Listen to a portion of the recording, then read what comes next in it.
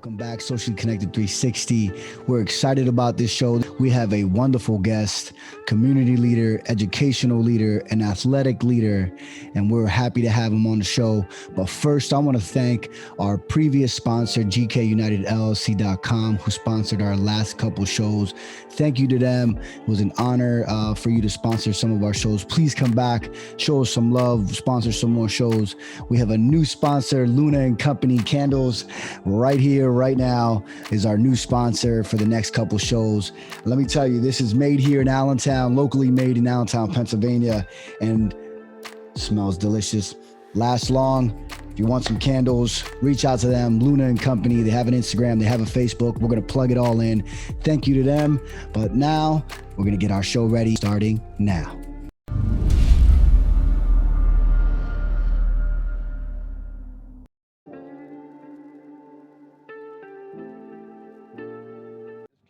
Somebody better than anybody ever knew.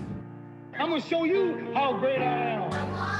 All right, everybody, welcome back. Welcome back. Like I said earlier, we're excited, man. I got my man, Randy Atiyeh, in the house, the athletic director. Wonderful story. Community leader, educational leader. I mean, you name it, we're going to get into it today. Randy, thank you so much for being on our show, man. I know I had in the previous episode some of your coaches. How you been, man? How's the family? How's everything going? Detective Garcia, we're doing well, man. The family's doing well. We're, excited for the end of the school year here, just trying to celebrate some kids and their accomplishments at the end of the year. So it's going to be a fun stretch here down the road. That's awesome, man. That's awesome. So let's get right into it, man. I really been watching you lately, and I've been really impressed by all the things that you're doing at Allen now. I know with COVID-19, a lot has changed, a lot of moving pieces, and I really feel that you and obviously your team and your colleagues, your leadership colleagues, have done a wonderful job trying to adapt to all of the changes. But before we do that, tell us a little bit about your life, man. And where did you grow up? Obviously, we want to know who you are before we get into all the meat and potatoes. Where did you grow up at? And tell us a little bit about your early life. Yeah, so my early life, I was born in Allentown. So my early years were in Allentown. I actually ended up, the family moved to Whitehall, and I ended up going to Whitehall through high school, middle school, high school, and graduated from there, man. But, just a humble life growing up. My parents, both Syrian immigrants, came to this country and really just kind of, high school graduates, but nothing more than that. Worked humble jobs. My dad has been a custodian in Lehigh County at the government center for most of my my adult life and growing up. That's where he worked. My mom worked in customer service. They're just humble people, man. And for me, it was growing up and watching my parents get up every day, no matter what, and go to work is kind of part of my fabric and who I am. So that's kind of my early years, man. Yeah. So I know we have stuff in common. We got basketball in common, athletics in common. But if you look at, even like, I'm Puerto Rican, so it's kind of like the same thing, right? So when my family came here, it was the same thing. They just wanted a better life. They wanted to be able to provide a better life for my two brothers and my sister.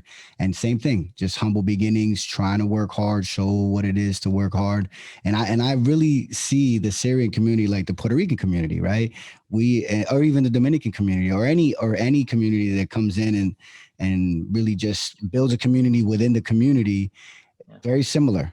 So the struggles are the same, the accomplishments are the same, the ambition is the same.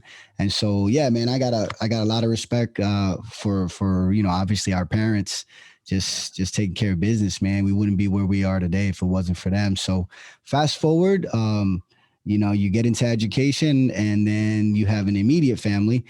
Tell us a little bit about your family, your kids. I see your kid playing ball sometimes on Facebook. Yep. So my daughter's about to be 8 years old in August. And my son's a year and a half going on 2 years. So he's a handful. He's constantly running around the house, but my daughter's a rock star, man. She's super smart, pretty little girl. And my wife, Rodine, she's just our rock, man. She keeps things together for me. I'm constantly out of the house working, doing, all the things that I try to do. And as you know, it's difficult to live that lifestyle unless you got somebody kind of holding it down at the fort back home. So credit to her and all she does for us. But family's great, man, and they're at an age now where my new position, it's great because they can really, I took my daughter to JVC for the dance recital. She gets, they get to enjoy the things that we're doing at school too. They get to run around the stadium, run around the gym, and that's a beautiful piece of it all. Is they kind of get to see dad at work, and they're having fun too. Yeah, I noticed that. I noticed like if it's female or male, right? It doesn't matter. No, I noticed that people that are, successful, they always have that counterpart right next to them that is just either, sticking by their side. And I'm sure you do the same thing for her. But I mean, I noticed that even with some of your coaches, and I interviewed Mel, I interviewed Jamil, same thing, like rock solid family. And I think when you bring your family into that atmosphere, so those young folks that maybe unfortunately kind of struggle with that, maybe they come from a single home, maybe they're foster kids, they kind of see that nucleus and it kind of want to, they kind of want to have that, you know what I'm Yeah, saying? yeah, It's that's actually a positive impact. it is, man. It's key, and that's something I've always tried to do, whether it was with my daughter or my son. Now, I love having them around the high school kids because they get to see me and interact with them and be a father, and that's always great for them to see that as well. So, yeah, there's no question that I think there's benefits all around for everybody in that situation. Yeah, yeah. And the paradigm, I mean, when you're talking about growing up and maybe not being able to be exposed to certain leadership, like a father or mother or lack thereof, I mean, there's other ways you can see that, and it affects their paradigm and how they look at what life could be or what it should be. So let's get into that. You mentioned teaching. I looked you up on LinkedIn a little bit. How does your teaching career start? Like, how do you get into teaching? Is it something that you ever wanted to do, or tell us a little bit about the story about teaching? So really for me, what motivated me to get into education was, I talked about it before. My parents were busy working for, most of my life. And so for me, it was like I got my attention from coaches, from educators. And I just thought to myself, and these people are so cool, like I had some really great educators that, kind of pushed me into that direction. And so, I went to East Stroudsburg and got my undergrad in health and phys ed because, obviously I love sports and I thought, why not, be a health and phys ed teacher? It's like the coolest job in the world. Yeah, it is Um, my favorite yeah, class, by the way. yeah, right. So, went into that. But when I graduated, I went back to my high school at Whitehall and I worked in school suspension. That was my first job. And you know what? Honestly, like that, I'm telling you, if I didn't get that position specifically, I could be doing something different because it really, it kind of exposed me early on to kids that were at risk who had some issues at home or whatever else was going on. It was like I didn't just jump into a classroom and start teaching. I jumped into a classroom with kids who were going through it, and Hmm. that really early on kind of impacted me. And I thought, wow, this is I'm doing more than just being a teacher here. You could really impact lives, and that kind of helped push me into that direction of going into leadership. I ended up getting my master's in ed leadership. Actually, fast forward to William Allen. My first job at Allen was also as the in-school suspension teacher there. You're So a it was like, guru at that, man. You yeah, were man. holding it down. Yeah, so that's kind of where it all started for me. But I quickly saw the impact that you can have as an educator and young people's lives, and that's what just kept pushing me forward into that leadership role that I wanted to be in. So health and phys ed was cool, but it was like I felt like I could have more of an impact in a leadership role. Yeah, yeah. And again, like I said, that's why I like doing these shows because I know who you are. I know of you. I know we've had many conversations. We've shook hands 1,000 times at games or at events. We've Yeah. talked. But to really get to know you and for the community, hence socially connected, to get connected with you and really know your story, we can relate with you, right? So for me, um, I became a youth detective, and that was the same thing. I found this wonderful feeling of wanting to help young people and those that needed the most help, right? And you kind of like nervous about it in the beginning, like, oh man, here we go. Like this is gonna be a journey, right? But then when you get into it, you realize that the impact that they have on you is is really, really tremendous. And then vice versa. So I could relate with that, man. I know that when they come to our office, obviously there's some issues. So I started, and you probably saw some of it online, like an LDG leadership. I've spoken at Allen and talked Yep. about, leadership plus dedication equals growth, and kind of did it in a more proactive way. So, and I'm sure you're doing that now, with your teaching, and even in the hallways, trying to be proactive, keeping Yep. kids out of trouble. So, man, I commend you for that, and I can relate with that. So let's talk a little bit about your coaching. So that's when I noticed you. Obviously, I didn't spend a lot of time at Allen. Of course, I followed the program as far as inside the school, but I followed the basketball program, and that's when I really noticed you. So, how do you get into like coaching basketball or coaching in general? So actually, again, a lot of people don't know, but I started coaching at Allen before I was ever teaching at Allen. I was actually teaching at Emmaus High School, and I was, but a good friend, a lifelong friend of mine, Justin Rapelli, who's a Deer grad teacher at Allen. He and I were basketball guys, and we were both coaching. And he was coaching at Allen at the time. Mm, And I kept telling him like, look, man, we always wanted to do something together. And there was an opening over on the Allen staff, and he introduced me to Doug, and we kind of went out to lunch or dinner. I don't really remember what it was, but just meeting him, and it just happened. It's like yeah. Doug brought me in, and so I was still teaching at Emmaus, but I was driving over to Allen. And once I was coaching and exposed to Allen High School and the coaching world, that was like, all right, I got to get over to that place. Like it's a special place. I felt like I just belonged there, right? Like I connected to those kids and to that program. So that's what, when they had an opening at the school, I went over to Allen and started working there then full time. And it just, you kind of touched on it though. We have an impact on these kids, but the impact they have on us is even greater. At the time for me, um, I was kind of going. I just had my daughter was born, and I don't know that I was ready to be a father at the time, right? And I was young and had some personal struggles and relationships that weren't going the way that it was just a tough time. But for me, it was like those kids in that program kind of kept me going, right? Mm. And so till today, I feel like I owe a lot to those kids, to the school, to the program, because they don't know the impact that they had on me till this day. It's pretty special. Yeah, and again, I could see when kids come back, right? So of course, you're like me. We love marketing. I'm not saying marketing, but Yep. we love Facebook. We love social Right. media. We're into the marketing, right? Because we want to market our programs. We want to market our kids. We want to make sure that they get the most exposure. But Yep. you're like me. I share a lot.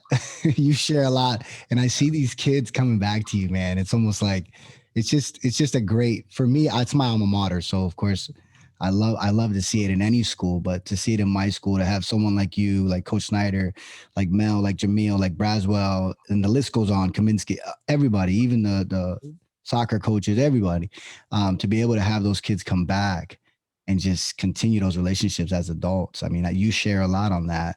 You just shared a picture. If you want to tell us a little bit about that, of all those players that came back. Right. Yeah. So that 2016, 2017 team, as a lot of people know, was, created a whole lot of excitement and pride in the city. And that group, a lot of people don't know, that was the first group I started with. Like when I was the freshman coach, my first year, that was my first team, was Tyrese and those guys. And so we had that special bond because that was like my first group at Allen. But it just kind of happened where everybody was back in town, and it was like it just worked out. We were like, let's all get together. I got those guys in the gym. We invited some of the younger guys that are currently at Allen, so it was pretty cool to see them Yeah. going up against the old heads, right? And That's it a was super fun. team. I don't know about an old head. That might be that team might win some titles somewhere. Yeah, there's a lot of talk about those, the dream team scrimmages in Barcelona, right? But so it wasn't on that level, but it was pretty cool to just see all those kids that are that talented in the gym scrimmaging together, and more so it was just about the laughs. Like my face hurt when I left because we were just laughing the whole time, and it's just. But like you said, it's the kids. They know that that's home, and that's something I told them all before they left the gym that day. I said to them, the only thing that I ever ask of them is to just stay close to each other. And I told them that, you see somebody struggling from this group, it's your responsibility to pick that brother up, call them, text them. And that's something that, I've always tried to push. It's more than basketball. It's the friendships, the relationships, and the lifelong memories that, that really, that's why we get into sports. So, Yeah, absolutely. I mean, I remember, like I said, playing with Shahad and CJ Ellis and Pat Sewards and Keith Jackson and Ricky Dietrich. I mean, I still remember all their names. I still remember Tony Cates. I'm not gonna forget him. And that's when Snyder first came in. That was like his first or second year. And like you said, it's just a family. And I remember coming back. I hope you bring it back. The alumni game. yeah, Um, I hope I know that obviously with COVID and then obviously when you guys were going deep into the playoffs, I mean, you didn't want nobody to get hurt or right, it was going 100 miles an hour. yeah, Um, great ride. And we're proud of you. I was so excited to see the game being played at PPL yeah. that first year. I was like, man, this is just out of this world. It is. It's special, man. It's special, and I think our kids, anytime we play there, our kids love it because they look at it as it being their backyard, like it says on the baseline, Allentown, right? Like they look at it that way and say, this is our place. So we've always enjoyed playing there, and it's kids' parents can literally walk down the street and get right in. It's Yeah. it's pretty cool. So amazing, man. I mean, I still have all the pictures from that year and Yeah, yeah, just a all around awesome experience. So let's talk a little bit about coaching alongside the legend. I mentioned him earlier, Coach Snyder. yeah, I know that with my experience, just real quick, I know you're gonna get into it, but I just remember that because I didn't play initially under him, but you can tell the shift. The shift was very like it was 365 days a year, 24/7. Like we went from being a program and no, and it was just an old school program from playing sometimes and playing in the summer and doing all those things to just going to like all this whole uh showcases and AU and just like playing all these different places. But as from a coaching perspective, that's from a player's perspective. I noticed that I was extremely out of shape. Obviously, the year after playing for him for 1 year, I was really in good shape. But as from a coaching perspective, how was that? How did you take all that in? yeah. And that's I've always said like that was kind of Coach Snyder's secret, secret sauce is just the fact that like these kids were playing every day, and that's what they wanted, and he dedicated his life to it. So it was just a perfect fit where you have these city kids who just love basketball, and you got this coach who loves basketball, and he's like, yeah, I'll put them in the van and we'll drive to Jersey on a Friday night. We'll drive to Philly on a Friday night. And we're gonna go play 3 games and drive back, and our kids love that, man. They'll do that every day of the week if they could, and so he's really instilled that over the years that if you're going to play basketball at Allen, you're going to play it all year round. And a lot of our kids, they don't want to go anywhere else because of that. I'm playing basketball every night. Why would I want to go, anywhere else or do anything else? So, it's funny because even we joked this year with the coaching staff after our season ended when we lost to Archbishop Wood in the state tournament, which we hosted at our place. It was a beautiful day out, one of the first nice days of the year. And when the game ended, I cleaned the gym up. The gym was done. We locked up, and I'm driving home, and I'm passing Cedar, and our kids who just got done playing a state playoff game, half of them were down at Cedar already playing ball again. And it's just Wow. like that's the kind of stuff that people hear about Allen basketball, but that's really what it's all about. Is these kids just love the game, man, and they'll play it anywhere against anybody at any time. And Coach Snyder really, he instilled that into the program, like you said. Yeah, the culture went from like it was a great culture before. Allen's Sure. history is remarkable. So I'm not taking anything away from because they won a lot Of before, course. and that was just a whole different era. But to continue that, and then now with Coach Braswell, and Jamil, and the list goes on, to do what you did this past year, continue winning Yeah. and play at a high level is just phenomenal. So you coached under Snyder, and then you shift over to now leading a very huge program, being the athletic director. I call it program because it's just there's so much going on. Tell us a little bit about that and how did that happen? Did you want to do that, or is that something that it just happened naturally, or Yeah. I always looked at I always looked at just being in a position of leadership. I wanted to be able to impact. Like I had this great relationship with all the kids who were on the basketball team, right? And it reached far beyond basketball. It went to life, right? And education. And so I thought for a while I was like, I don't aspire to be a head coach of a program. I'm already in an ed leadership program and administration. I was the dean of students at the time at Allen, and so I just thought to myself, like, if this position opens up as athletic director, that's kind of the end goal for me. It really was like it was something that I always visioned as the dream job, right? Mhm.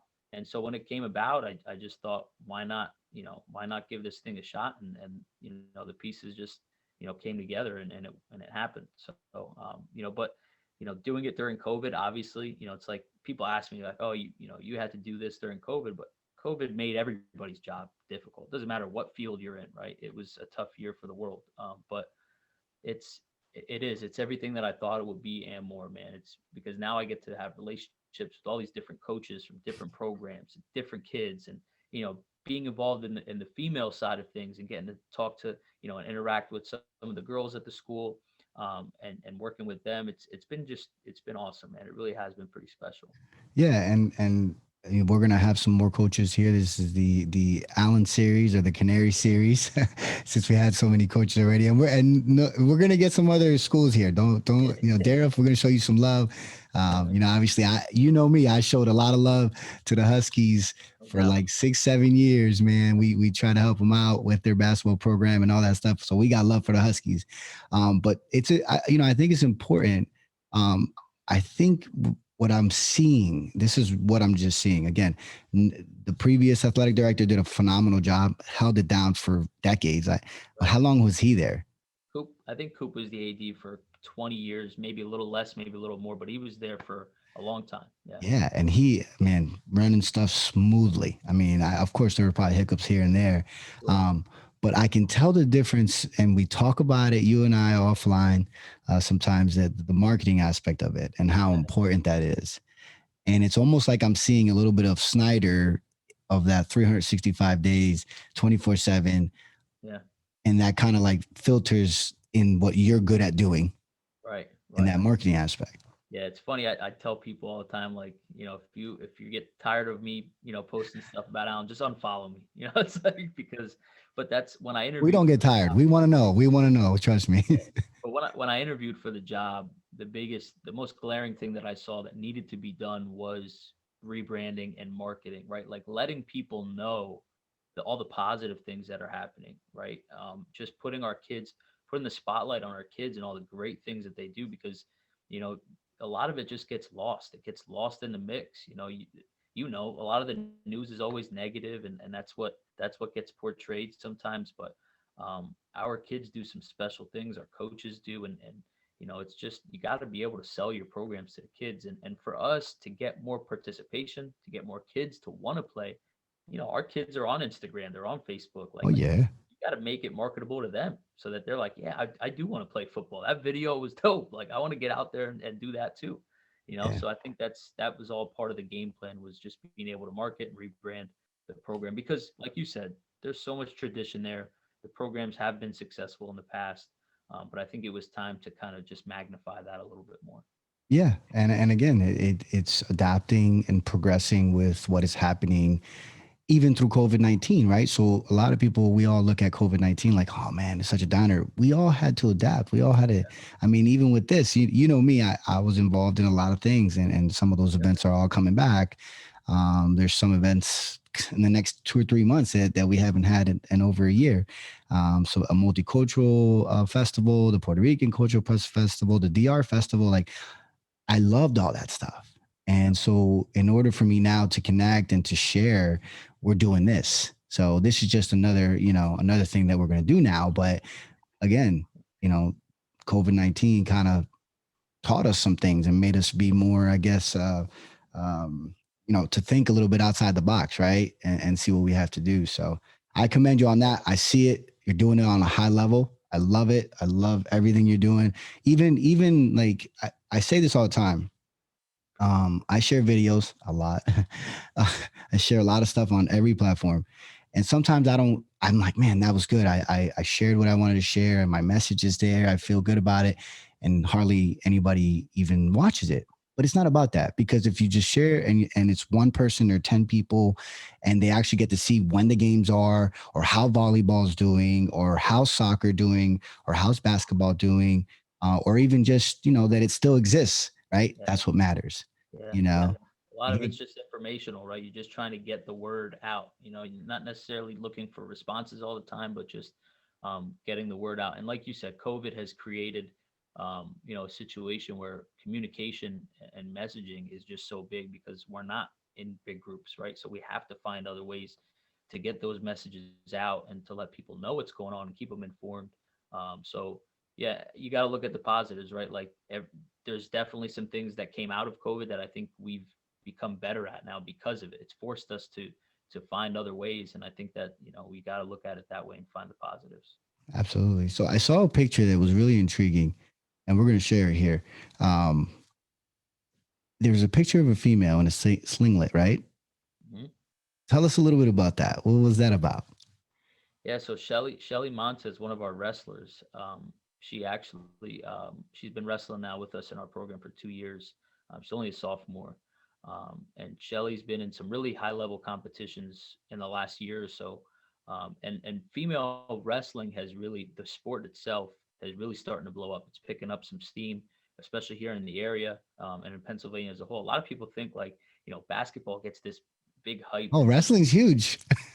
wrestling in Pennsylvania, man, is like we are dominant, man. Like we really are, and so um, it's pretty cool now to see some of the females getting in the mix, and rightfully so. So Shelly's just an awesome kid, man. She's strong, both mentally tough, physically tough, and now she's going off and she's going to be competing on the national level.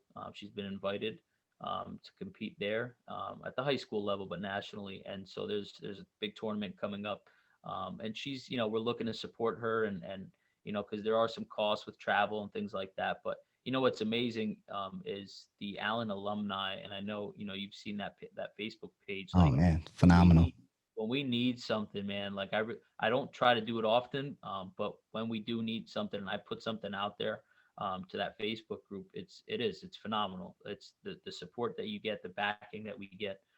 It's unbelievable. So, and that's something that I'm just so proud to be a part of. I'm not an Allen alum, but I feel like I am sometimes just because all Yeah, the love well, I get, man. you've given back a lot of years, man. You're an Allen alum for sure. So yeah, and I always share on there. I share on the William Allen basketball page, Yeah, the group page, and of course all this stuff's going to be shared there. They love it, man. Those posts do phenomenal. Like yeah, people really love, and of course I do too. When you're an alum, you just want to see your yeah, school and your programs yeah, um, be consistent and just be active. We're not always going to win, right? You're not always going to win, and you're not always going to be the best. But if sure. you stay consistent and you still keep the kids involved and you still have the programs going, that within itself, in my opinion, is success. So I have two more questions. One that I always ask my guests: um, if you could speak to Randy Atiyeh at 19, what piece of advice would you give him about life leading up to now, if you could do Nin- that? 19, man, 19 is like a tough age too. That's an age where a lot of kids at 19, I see this with our graduates, man, like it's kind of a year where you could get lost in the sauce, man. Like you're just trying to find your way through life. And so I'm just trying to like think back to being 19. And, I think one of the things that I would say to myself is you deserve to be great, right? Like sometimes as a young kid, you forget, like if you don't have people reminding you of that, and a lot of our kids don't, like you deserve to be great. So, because a lot of times, you go through your struggles and then you start to believe that, like, this is who I am, then I'm struggling and I don't deserve to be great. So I'll be okay with this, right? And a lot of times it's to have somebody to remind you that you deserve to be great. And that's something I try to tell our kids all the time. Like my job is not to I can't fix their lives for them, but I can remind them every day that they deserve to be great. They deserve the best, right? And I think our kids sometimes lose that. And that 19-year-old, 18-year-old age is a time where that happens, where kids just like lose sight of the fact that they deserve to do wonderful things and be great. And I know you often share these messages where it's like, just keep moving forward, right? Just, take your struggles and embrace them, learn something from them, and just try to be better every single day, and that's something that I learned going through life in my later years, was like, every day I'm going to make it a point to somehow be better than I was yesterday. Just Yeah. whatever. Maybe it's calling somebody that I think can help me with something, or making a connection, but I'm going to do one thing every day to try to be better. And so that's something I tell our kids often. And I certainly would tell a 19-year-old for sure. Yeah. Yeah. And a 19-year-old needs to hear that right now because, I asked a question. It's funny you mentioned it, right? And you even touched on it. When I was 19, I was still in high school. I failed twice in my education, So, and I wouldn't change it. I learned from that. I grew from that. I like you said, I talk about it. That's growth. yeah, But there's a 19-year-old that's not. It's going to give up, yeah, right? And hopefully, if he watches this show or he watches some of our messages or he sees the positivity or we get to impact them, then maybe he'll hear those messages and those pieces of advice from my guests that might maybe change his life or change his perception or influence the paradigm. And and so that's why I asked those questions because I struggled, man. yeah, At yeah. 19, It's a tough age, man. It really is. You're still trying to find yourself. And there's so much pressure, right? Like, you're on your way out of high school or out of high school, and you're just trying to find like who you are and what your purpose is. Like, I still remember till today that I remember as a 19-year-old, my first year in college, I remember like calling up my sister and saying like, yo, I don't know, like, I don't see myself down the line. Like, I don't know what I'm supposed to be doing. Like, I was lost. yeah. Oh my God, yeah, And that's that age, man. Like, it happens. So definitely difficult years, man. But yeah. like you said, that's why you and I and others do what we do, is just try to impact these kids at that age. Yeah. Yeah, it's important. I mean, we can really help people. I mean, I've had kids come up to me that are now in their mid 20s and they say, "Hey man, thank you for those positive words or thank you for showing me where to go to get this help or that help or thank you for making me understand that, we live now. We don't live in the future. We don't live in the past. We live right now. So right now, um, Yeah. we can do better now, right now. The past, can't change it. The future is not even here. Right. Aspire to be great, aspire to do all those wonderful things. Absolutely. Envision it. Absolutely. Um, but we got to live right now. So Yeah. great advice. I love it. One day I'm going to do a montage, just like all these answers, from all my guests. So maybe when we get to like show 20, we'll do like a little cut of each and hopefully put something together. But, and then maybe you could share it at Allen, Absolutely. at an assembly or something. But, so one more question, basic as it is. Any events coming up? And where can people find you if they want to, obviously help? I know that you have some fundraisers and some stuff that were happening recently. Your programs need a little bit of help. Um, any events coming up and where people can find you? Yeah, I mean, the end of the year. So all of our sports right now, our sporting events are actually done for this school year. So most of our teams are going into like summer off season workouts and things like that. But we're gonna have our end of year celebrations next Friday at the gym. We're doing our senior signing day where we acknowledge our kids that are going to be going off and playing a sport and continuing their education. Obviously graduation is going to be at JBC this year, which is pretty cool. We're looking forward to that and excited for that. But if anybody just wants information on as to what we're doing, to just follow me on Facebook, either myself because I'm always sharing stuff, but our actual official pages on Instagram is Canary Athletics, and then also on Twitter it's the same handle. So yeah, Awesome, man. So real quick, I know I always say this every show I start. We have two questions. Then I always have one more question. um, so any coaching vacancies coming up? Anything you can put out? Anything, any like volunteer stuff? People any information that you put out lately? yeah, I'm glad that you asked that, Luis, because actually, at the middle school level, our younger levels, not necessarily the jobs that I hire for, but I know our middle schools, they just need help in general. So like people that want to volunteer to coach, or I mean, I know right now we're actually looking for a football coach at the middle school level. So we're looking for people for sure at that level. So if anybody has any interest, they can certainly reach out to me, and I'll get them connected to to whoever. But I just want to encourage anybody that's out there in the community that wants to give back a little bit. And you really don't need to be like an expert on the sport, right? Like just you want to somebody who cares about kids and you want to make an impact, and you're committed. So give it a shot. I think a lot of times it can change your life, man. All right. All right. Any shout outs? Last shout outs. Any shout outs to anybody? Well, shout out to you, man. You're doing it out here, man. So I appreciate everything you're doing. But not just shout out. I shouted them out earlier, but my family, man, my parents, my wife, my kids, man, my siblings, just the entire Atiyeh clan over here, man. They really stuck by me through thick and thin. So I appreciate them. Awesome, man. Listen, it's an honor to have you on the show. You're the head guy at the athletic level at my alma mater. I see the change. I see how wonderful it is over there now. It was wonderful before, don't get me wrong, but I can see now that there's a lot going on that I didn't even know was going on before. So I just want to say thank you so much for coming on episode 13. It's always an honor. We'll bring you back. Like I told you earlier in the week, please, let's get some female coaches on the show. I want to get their perspective and motivate some young ladies and maybe some of them want to be coaches as well. So I just want to say thank you from the bottom of my heart, man. Thank you so much. My brother, I appreciate you, man. Thank you for having me on. All right, there you have it, folks. 60 in the house. You know where to find us. Like I always say, stay connected.